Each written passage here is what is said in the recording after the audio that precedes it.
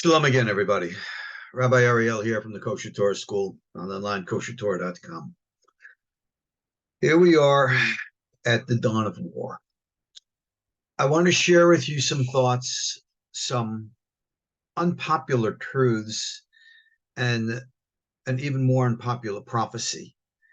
Because as things are happening now, let's be honest with you. Who do you really expect is going to win? Israel, for example, is a very small country, with a very small population. The enemies who are stacking up against Israel are enormous. It seems like the entire Arab world wants to join ranks against Israel. Is Saudi Arabia and Iran really going to join forces? The Shia and the Sunni are going to fight together? Really? Against who? The Yahud? There is nothing in the Quran that speaks of such a thing. I have never seen in Islamic eschatology any type of prophecy like that. The level of hatred in the Islamic world against Jews does not have its source in Quran or Hadith. It has its source in Nazism. There have always been issues, good and bad, of the Jewish communities living in the Islamic Caliphate throughout the centuries. This is history. We know this well, but nothing like it is today. What is behind this rising of nations? We're looking at a military and a political situation, and everybody's pointing this finger and that finger. It is Israel against Hamas. And soon it will be Israel against Hamas and Hezbollah. And then soon Iran is going to get involved. And then the United States will get involved. And then maybe Russia will get involved. And the dominoes of nations line up and begin to fall. Well, if this is what is going to happen, you need to ask the question, why?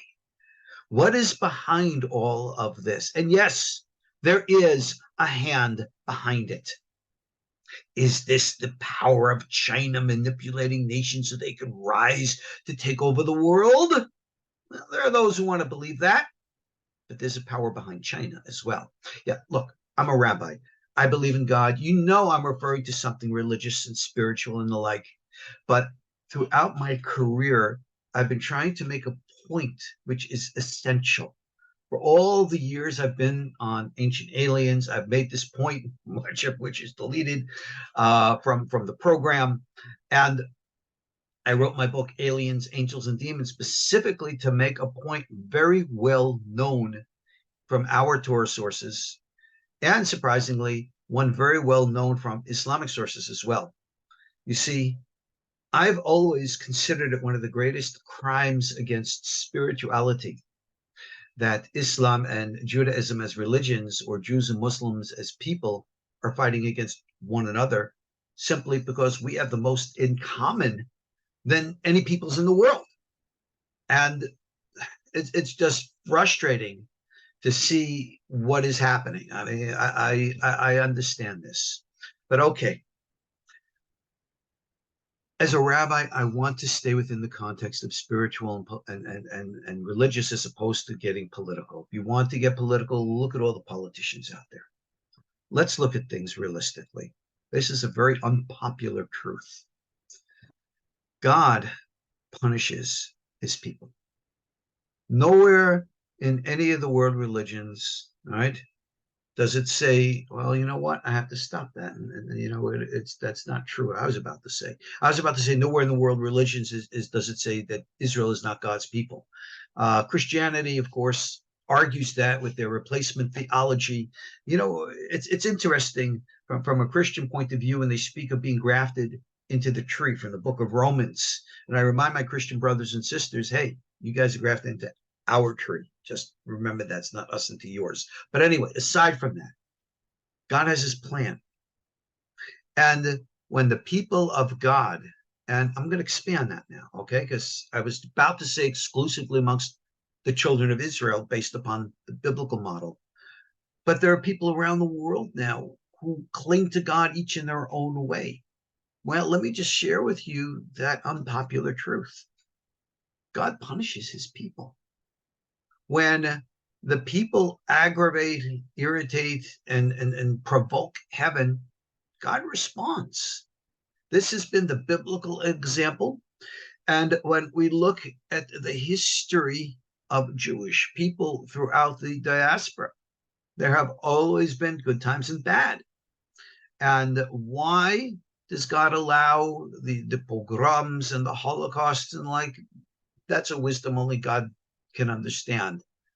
But we always rely upon the mercy of God, the grace of God, just like our brothers and sisters in Islam say, Bismillahirrahmanirrahim. Those are universal words. To you who are Muslims, I'm sorry, those aren't just Islamic words. Those are words for all of us.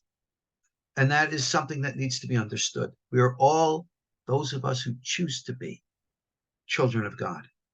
But to be a child of God means a certain level of responsibility and behavior. And hatred is not included in that agenda. Murder, venom, viciousness, cruelty, these are not in that agenda. The unpopular truth is that God does punish his people. For those of you who are Jews today, in Israel today, who think that because you are living in the Holy Land, you are immune from divine wrath and punishment, you are sadly mistaken.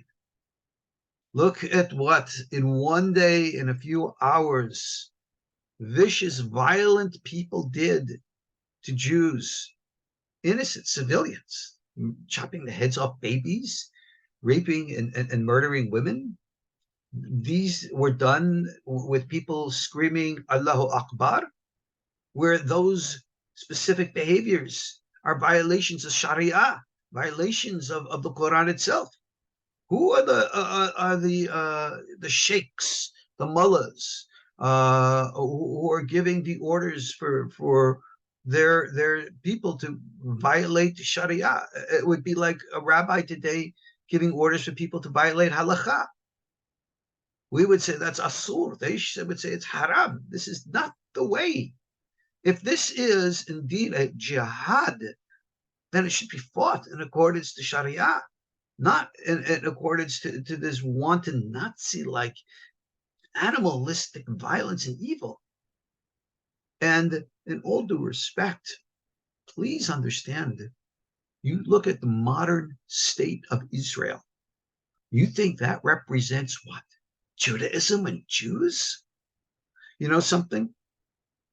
There is a very ancient teaching from Rabbi Saadia Gaon, was written many years ago, that in the end of the days, when it comes time for God to regather the children of Israel to the Holy Land, that if he could not find the righteous to lead them, he would take the wicked to lead them and bring them back to the land. And look at the founding fathers of the state of Israel. They were certainly not religious people. Many of them were even anti-religious.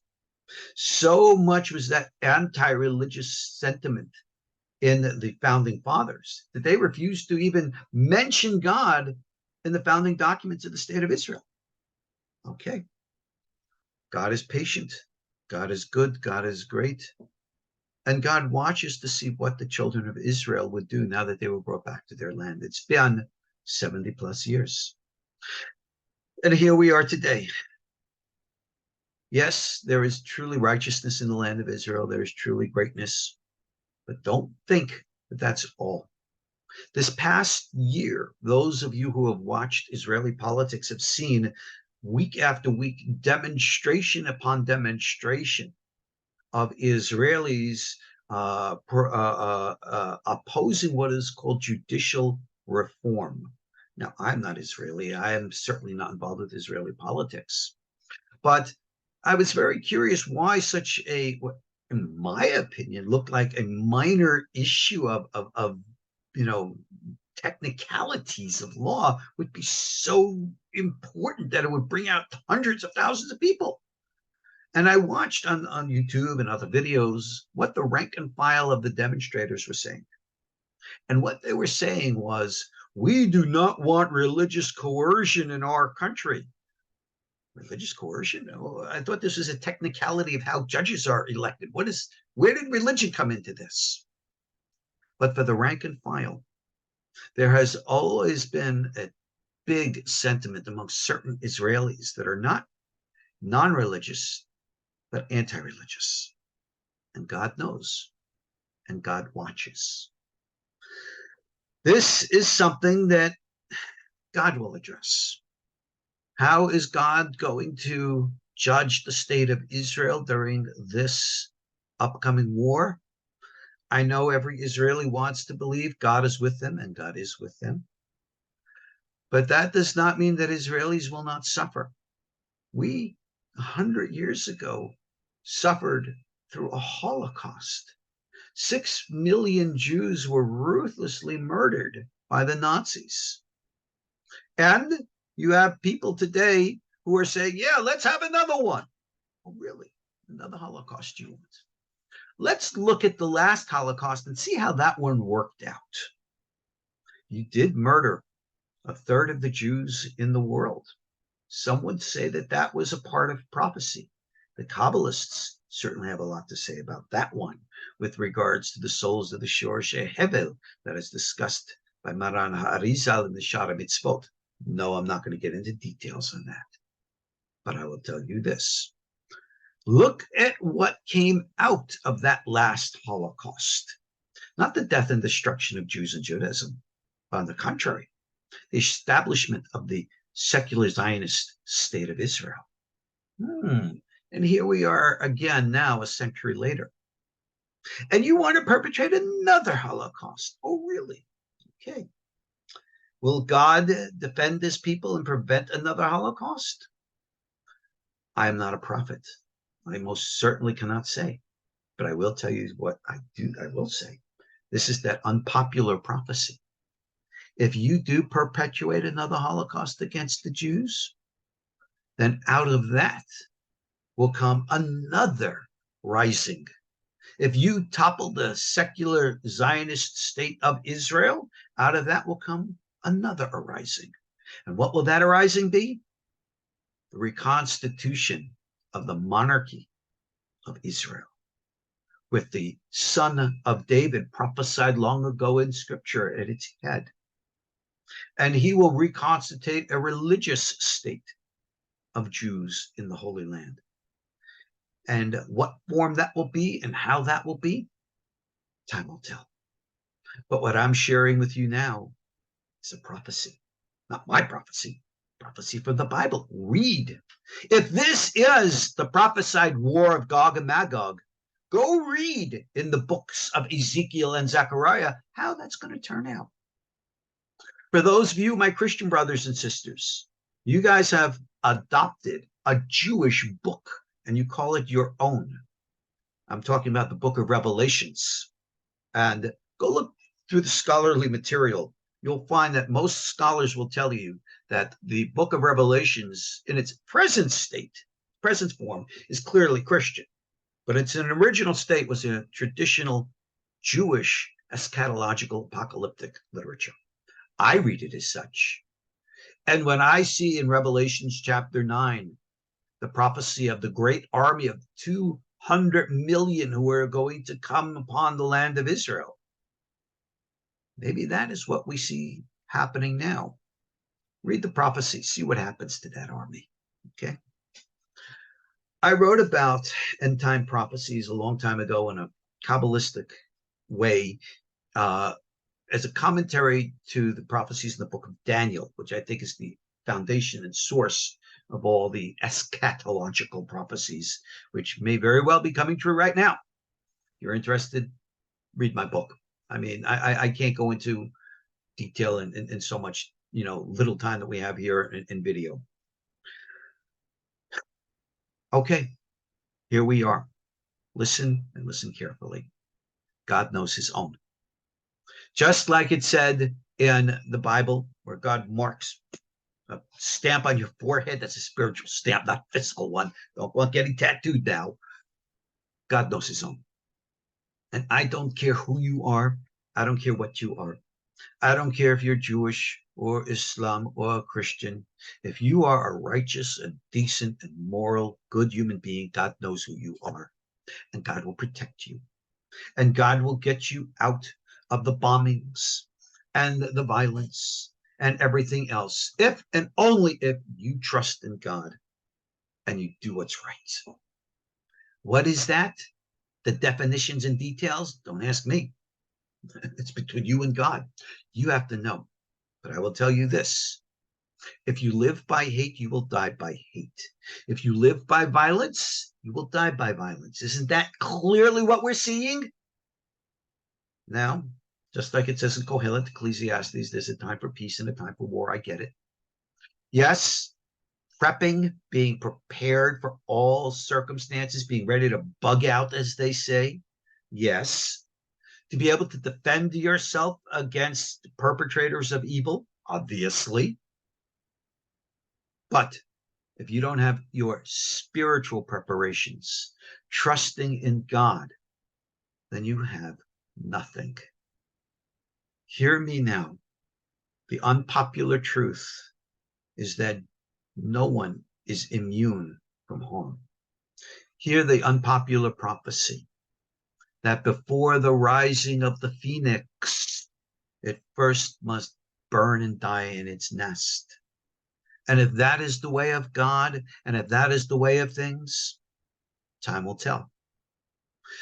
So for those of you who are expecting, that God is great and all of a sudden we're going to march through and this is a glorious thing, get your head out of the clouds, get your head out of fantasy, and recognize what we're dealing with. It is God and God alone who has unleashed the dogs of war. It is God alone who is allowing for the wicked, the unrighteous, to pay the consequences of their behaviors. All of this nonsense of immorality and insanity that grew in Western civilization over the past, I don't know, decade or so, the extremism that grew in Eastern civilizations, right? This is all the imbalances on both sides now coming to collapse into the center. And out of the center, with the grace of God, something new and balanced, I pray, will arise. I will always pray for peace. I will always pray for the righteous, and I always have hope, because ultimately that is our greatest strength. Those of you who want to engage in this battle, okay, I understand that. But I will encourage you not to pick up your weapon of war unless, of course, you need to defend yourself. But I will encourage you to pick up the holy names of God, to fight this war as a psychic warrior, and to focus your attack, not on this or that individual or this or that side. Do you really know what's in the hearts of any human being? Who is righteous? Who is wicked? Don't ask me, because I'm going to tell you that there are righteous and wicked on both sides. Don't think that there's not. That's a very unpopular truth. I know it, but it is true. You center and focus your attack against that which is evil in the eyes of God.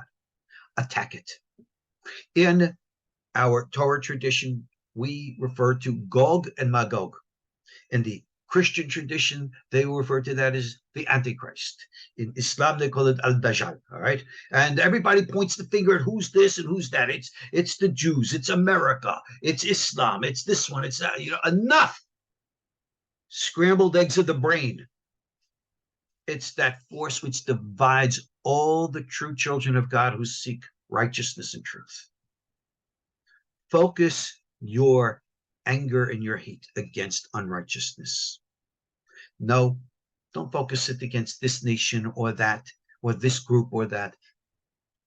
Take your prayers, direct it all to God. Very simple. Say, God, by the power of your holy names, take the power of righteousness. And as we say in the book of Psalms, pour out your wrath upon the nations that do not know you. And what nations are those? Don't say Russia, America, this one, that. Forget that nonsense. A nation is defined in the eyes of God by what's in human hearts. not what's in human minds. You remember this, children of God, we stand united together, or we will fall divided. Here we are, I am in the United States. I'm an old man already. I don't pick up arms in a physical battle unless I have to defend myself and my family. But I will always fight the spiritual battle. And the spiritual battle is against evil. For those of you who hate Jews, who want to kill the Jews, you Jews are this, blah, blah, blah. I read your comments. Okay. I see your side. Where do you think your end is going to go? Where do you think your prayers are going to go? Right? God punishes the nation of Israel. He always does, and he's going to do it again. And look what comes out of that. Okay.